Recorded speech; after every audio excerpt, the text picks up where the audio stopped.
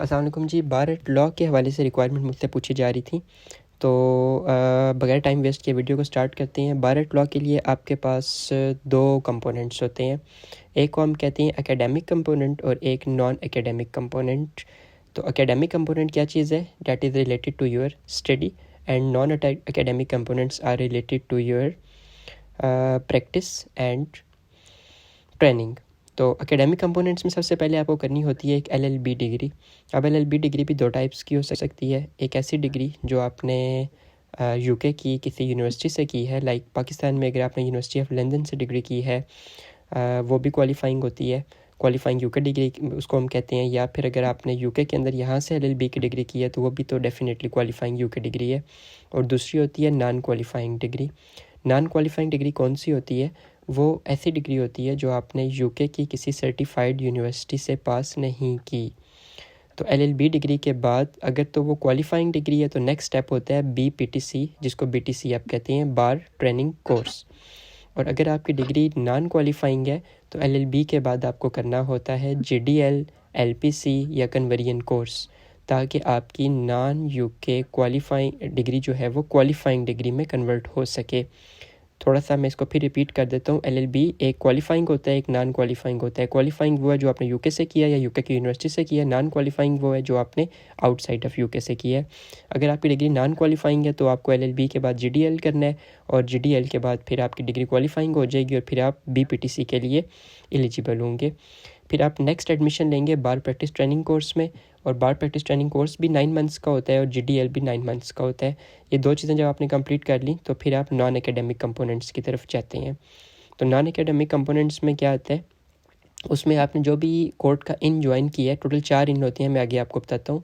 तो जो भी आपने इन ज्वाइन किया है, इन इज़ इनफैक्ट अ बार, जो भी बार आपने ज्वाइन की है उसके बीच में आपको बुलाया जाता है और आपको जो है वो 10 कंपल्सरी सेशंस दिए जाते हैं। ट्रेनिंग होती है ये भी एक तरह की, जिसमें आपको बस समझ लेक्चर्स होते हैं मॉर्निंग डॉन टू डस्क, आपको मॉर्निंग टू इवनिंग वहाँ पे रहना होता है। आपके लेक्चर्स होते हैं 10 लेक्चर्स होते हैं, और जब 10 लेक्चर्स आपके पूरे हो गए होते हैं तो आप जो है वो कॉल ऑन द बार के लिए क्वालिफाई कर जाते हैं।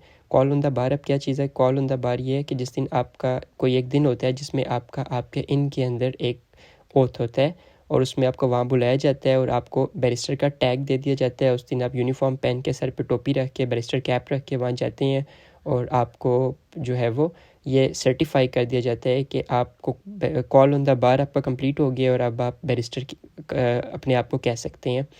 अपने आप को बैरिस्टर तो कह सकते हैं, लेकिन आप एज अ बैरिस्टर इंग्लैंड की कोर्ट के अंदर प्रैक्टिस नहीं कर सकते, क्योंकि लास्ट स्टेप आपका बाकी है, जिसको हम प्यूपलिज कहते हैं।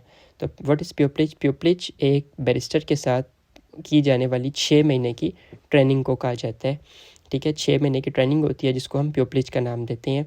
और जब 6 महीने की ट्रेनिंग भी आप कंप्लीट कर लेते हैं, ये थोड़ी सी डिफ़िकल्ट होती है, क्योंकि यहाँ पे ऐसा है कि बहुत सी लॉबीज़ हैं, इसके बीच में इन होना काफ़ी मुश्किल हो जाता है। स्पेशली एक ओवरसीज़ स्टूडेंट जो बाहर से पढ़ के आया होता है उसको प्यूपलिज मिलना बहुत हार्ड होता है।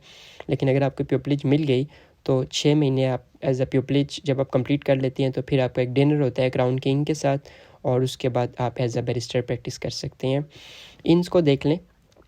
कोर्ट के 4 इन्स हैं, एक इनर टेम्पल, एक मिडल टेम्पल, एक लिंकन इन और एक ग्रे इन। ठीक है, सारों की अपनी अपनी एक हिस्ट्री है और सभी इन अच्छे हैं। पाकिस्तान के लिए सबसे अच्छा इन जो है वो लिंकन इन है, लेकिन क्योंकि दायरा कायद अज़म एंड सो सारा यहाँ पे हिस्ट्री है। लेकिन मेरी जो लिंकन इन के जो साथ जो एफिलिएट लोग हैं, जब बात होती है तो कुछ इनर टेम्पल में भी मेरे दोस्त प्रैक्टिस कर रहे हैं, ग्रेज इन में भी हैं, मिडल में भी हैं, लिंकन में भी हैं। तो जब मैं बात करता हूँ तो वो रिकमेंड नहीं करता लिंकन इन। सबका ये कहना होता है कि लिंकन इन के अलावा आप कोई भी इन ज्वाइन कर लें। एनीवेज, इनको ज्वाइन करने से पहले आप थोड़ा सा इनके ऊपर रिसर्च कर लें। वो आपको हर इनके हवाले से उसकी हिस्ट्री, उसका कल्चर, हर चीज़ आपको इंटरनेट पे आराम से मिल जाएगी। तो ये तो हो गया ओवरव्यू। अब आ जाते हैं हम रूट के ऊपर। 2 रूट्स हैं। एक रूट है ऐसे लोगों के लिए जो लॉयर्स हैं और किसी दूसरी ज्यूरिस्डिक्शन से हैं। फॉर एग्जांपल, दूसरी ज्यूरिस्डिक्शन से ज़्यादातर लोग जो मेरी वीडियो को देखते हैं वो पाकिस्तान, इंग्लैंड या बांग्लादेश से हैं। तो आप पाकिस्तान के अंदर लॉयर हैं, आप बांग्लादेश में लॉयर हैं, आप इंडिया के अंदर लॉयर हैं, तो आप यहाँ पे जब आएंगे तो आपको रूट 1 चूज़ करना होगा। वो उस रूट में अब ऐसा होता है कि आपकी क्वालिफ़िकेशन और आपके एक्सपीरियंस को देख के आपको बार के जो कंपोनेंट्स थे ये ट्रेनिंग के कंपोनेंट्स, ठीक है। ये एकेडमिक भी हो सकते हैं, नॉन एकेडमिक भी हो सकते हैं, या दोनों हो सकते हैं। इनमें से कुछ कंपोनेंट की आपको एग्जेम्पशन बार प्रोवाइड कर देता है, ठीक है।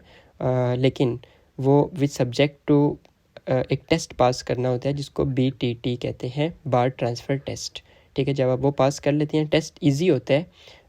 22 की रिपोर्ट बार स्टैंडर्ड बोर्ड की वेबसाइट पे लिखी हुई है, 21-22 की।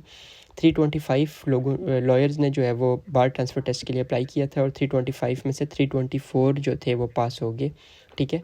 तो ये इजी टेस्ट होता है, तो आप ये टेस्ट पास कर सकते हैं, और उसके बाद आपको कुछ या सब जो कंपोनेंट्स हैं उनमें से एग्जाम्शन मिल जाएगी।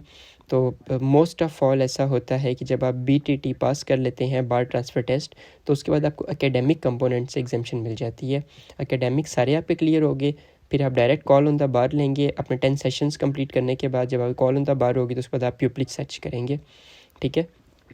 तो अब ये डिटेल्स के लिए आपने बार स्टैंडर्ड बोर्ड की वेबसाइट पे जाना है, ठीक है। इनकी हैंड बुक है, उसका सेक्शन 14 और 17 एग्जाम्शंस को डील भी कर रहा है। एनीवेज़ वो आपके लिए सर्च आउट करना थोड़ा सा हार्ड हो जाएगा, मैं इसको मज़ीद सम अप कर देता हूँ। अब आप आ जाएँ रूट 1 के अंदर। आपने जब एग्जाम्शंस अप्लाई करनी है तो सबसे पहले आपको 2 चीज़ें चाहिए होंगी, ठीक है। 2 फॉलोइंग 2 थिंग्स आपको लाजमी चाहिए ताकि आप एग्जाम्शंस को अप्लाई कर सकें। सबसे पहली चीज़ आपको चाहिए एकेडमिक स्टैंडिंग का सर्टिफिकेट, और उसके बाद आपको चाहिए एग्जाम्शन फॉर्म। ये 2 चीज़ें आपने बार स्टैंडर्ड बोर्ड को भेजनी है ताकि आपको एग्जाम्शंस मिल सकें।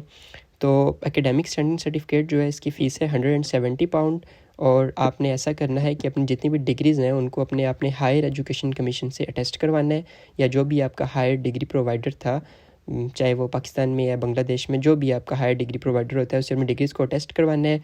और जितने भी आपके सपोर्टिंग डॉक्यूमेंट्स थे वो सारे आपने अटैच करने हैं।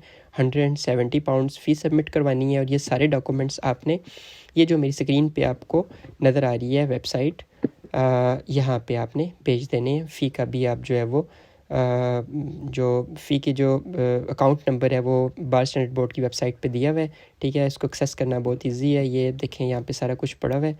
यहाँ से आप इनका जो है वो निकाल सकते हैं अकाउंट नंबर।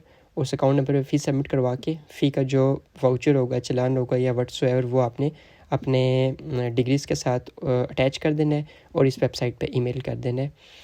उसके बाद जब आपको एकेडमिक कंपोनेंट्स की जो आपने सर्टिफिकेट लिया, ये जब आपको मिल जाएगा एकेडमिक स्टैंडिंग का सर्टिफिकेट, तो उसके बाद आपने एग्जाम्शन अप्लाई करनी है। तो एग्जाम्शन आपने ऐसे अप्लाई करनी है कि आप सबसे पहले डाउनलोड करेंगे एग्जाम्शन फॉर्म, जो आपको बार स्टैंडर्ड बोर्ड की वेबसाइट से मिलेगा, ठीक है। और वो डाउनलोड करने के बाद जो एकेडमिक स्टैंडिंग सर्टिफिकेट का नंबर था वो आप इस फॉर्म की टॉप पे लिखेंगे, और उसके बाद आप अगेन इसी वेबसाइट के ऊपर अपनी फ़ी का चालान और फॉर्म कंप्लीट फिल हुआ जो डॉक्यूमेंट्स उन्होंने मांगे होंगे वो सारे लिख के तो आप यहाँ पे भेज देंगे।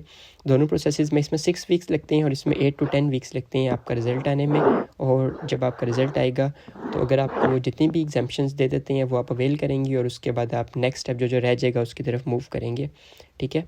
और दूसरा स्टेप होता है आपका एकेडमिक कंपोनेंट्स में एग्जाम्पशन लेना उन लोगों के लिए जो इंटरनेशनली लॉयर नहीं हैं पहले से, जिनके पास अपनी बार का सर्टिफिकेट नहीं है, या जिनको 2-3-4 साल प्रैक्टिस करते हुए अपनी जुरिस्डिक्शन में नहीं हुए थे, उनके लिए भी एग्जाम्पशन का एक प्रोसेस है।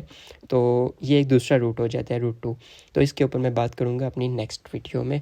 अगर कोई भी चीज़ आपको मज़ीद रिक्वायर तो आप मुझे कमेंट्स में लिख सकते हैं, और इसके अलावा मैंने फ़ोन नंबर भी दे दिया है, इसके ऊपर आप मुझे व्हाट्सएप पे टेक्स्ट कर सकते हैं। बट मेक श्योर कि आप लेट नाइट टेक्स्ट ना करें, ठीक है। टाइम का ख्याल रखें। मैं इंग्लैंड में हूँ, अगर आप इंग्लैंड में हैं तो फिर आप उसी हिसाब से मुझे टेक्स्ट करें। I will guide you anything else that you want. अपना ख्याल रखिएगा। Thank you. वीडियो पसंद आए तो लाइक भी करें और कमेंट भी करें। बहुत शुक्रिया।